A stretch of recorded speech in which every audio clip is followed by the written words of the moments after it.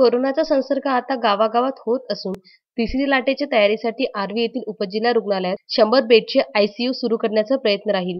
तसेच या वर्षभरात सर्व ग्रामीण रुग्णालये अत्याधुनिक करण्यात येतील, असे पशुसंवर्धन मंत्री तथा जिल्ह्याचे पालकमंत्री सुनील केदार यांनी सांगितले. यामुळे आर्वी येथील रुग्णांना अमरावती किंवा वर्धा येथे जाण्यासाठी होणारा त्रास कमी होईल आणि रुग्णांना तातडीने उपचार मिळतील. दुसऱ्या लाटेत अचानक ऑक्सिजनची मागणी वाढली आहे. त्यामुळे सर्व कोविड रुग्णालय आणि ग्रामीण रुग्णालयात ऑक्सिजन निर्मिती प्रकल्प उभारण्यासाठी मंजुरी दिली असून महिन्याभरात ती सुरू होईल. या दृष्टीने तातडीने काम करावे अशा सूचना दिल्यात. यावेळी आर्वीसाठी सुसज्ज रुग्णवाहिकेची मागणी करण्यात आली, जी उपलब्ध करून देण्याचे केदार यांनी यावेळी सांगितले. पालकमंत्री सुनील केदार यांनी आर्वी उपजिल्हा रुग्णालयाला भेट देऊन तेथील व्यवस्थेची व उपचाराची माहिती घेतली. पालकमंत्र्यांनी यावेळी रुग्णालयात काम करणाऱ्या डॉक्टर आणि इतर आरोग्य कर्मचारी यांना जेवणाची व्यवस्था करून देण्यात येईल असेही सांगितले. रुग्णालयात लस घेण्यासाठी आलेल्या नागरिकांशी संवाद साधत त्यांनी त्यांच्या आरोग्याची चौकशी केली. टप्प्याटप्प्याने लस सर्वांसाठी उपलब्ध होईल, त्यामुळे लस घेण्यासाठी गर्दी करू नये असे आवाहन केले.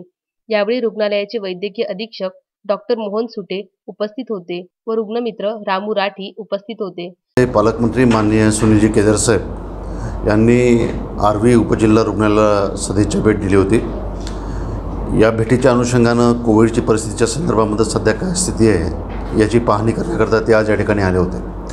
या भेटीच्या निमित्तानं प्रामुख्यानं काही महत्त्वाच्या बाबी आम्ही सुनीलजी केदार साहेब यांच्या निदर्शनास आणून दिलेल्या होत्या आणि या पहिलेसुद्धा या सर्व बाबींचा पाठपुरावा राज्याचे आरोग्यमंत्री माननीय राजेशजी टोपे साहेब आणि राज्याचे वित्तमंत्री माननीय अजित पवार साहेब यांच्याकडे मी सातत्यानं पाठपुरावा केलेला आहे. सर्वात महत्त्वाचा विषय हा की आर्वीला 100 बेडेड हॉस्पिटल मंजूर झालेलं आहे, परंतु इमारत अजूनपर्यंत आपल्याला या ठिकाणी उपलब्ध होऊ शकली नाही आणि जोपर्यंत बजेटमध्ये या बांधकामाकरता प्रोव्हिजन होत नाही, पैशाची तरतूद होत नाही, तोपर्यंत या 100 बेडेड हॉस्पिटलचं बांधकाम पूर्ण होऊ शकत नाही.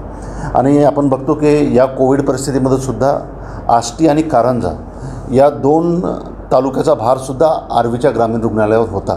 त्यामुळे या ठिकाणी 100 बेडेड हॉस्पिटल होणं ही काळाची गरज आहे, मतदारसंघाची गरज आहे आणि त्या दृष्टीनं येणाऱ्या पावसाळी अधिवेशनामध्ये बजेटमध्ये या बांधकामावर तरतूद करून हे 100 बेडेड हॉस्पिटल या ठिकाणी निश्चित पूर्ण होईल अशी या ठिकाणी माननीय केदार साहेबांनी या ठिकाणी ग्वाही दिलेली आहे. ग्रामीण रुग्णालयाचे जे सर्व सन्माननीय डॉक्टर्स आहेत त्यांनी एक ॲम्ब्युलन्सची मागणी केली होती.